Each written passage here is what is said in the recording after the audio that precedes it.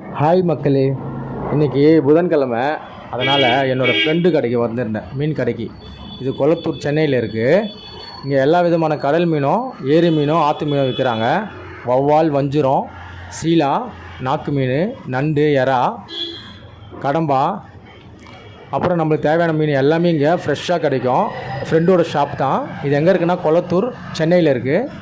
உங்களுக்கு பிடிச்சிருந்தால் லைக் பண்ணுங்கள், சப்ஸ்கிரைப் பண்ணுங்கள், கமெண்ட் பண்ணுங்கள். ஓகே ஃப்ரெண்ட்ஸ், நெக்ஸ்ட் வீடியோவில் பார்க்கலாம். பாய் பாய்.